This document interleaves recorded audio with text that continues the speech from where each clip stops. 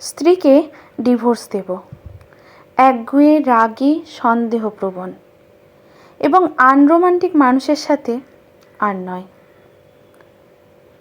Court থেকে 6 মাস সময় দেওয়া হলো।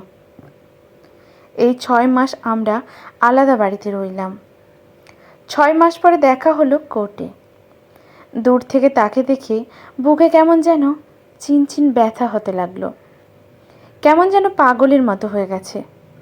চুল এলোমেলো, চোখের নিচে কালো দাগ পড়ে গেছে, আর চোখ ভাবলেশহীন দৃষ্টি।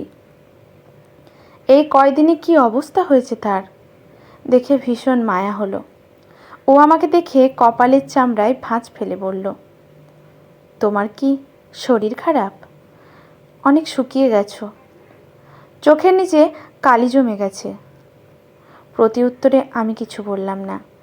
আমায় হতভম্ব করে দিয়ে শত শত লোকের সামনেই ও আমাকে জড়িয়ে ধরে বলল, আমি ভালো নেই, আমায় প্লিজ তোমার কাছে নিয়ে যাও। তোমায় ছাড়া থাকতে খুব কষ্ট হয়। বিশ্বাস করো, আমি ইচ্ছে করে একগুঁয়ে রাগী হয়ে থাকি না, আমার স্বভাবটাই এরকম। তবুও কথা দিলাম, এরপর থেকে তোমার জন্য নিজেকে চেঞ্জ করার চেষ্টা করব। না পারলে তুমি গালে দুটো চড় মেরে দিও, তবুও আমায় ছেড়ে চলে যেও না। আর এই মায়াভরা কথাগুলো শুনে আমার চোখে জল চলে এলো। আর ডিভোর্স দেওয়ার সাহস হলো না। মাথায় ভাত বুলিয়ে দিয়ে বললাম, আমি থাকবো বোকা মেয়ে, আমি কোথাও যাব না তোমাকে ছাড়া।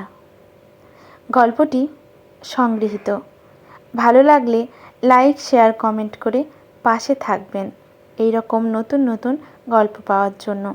ধন্যবাদ।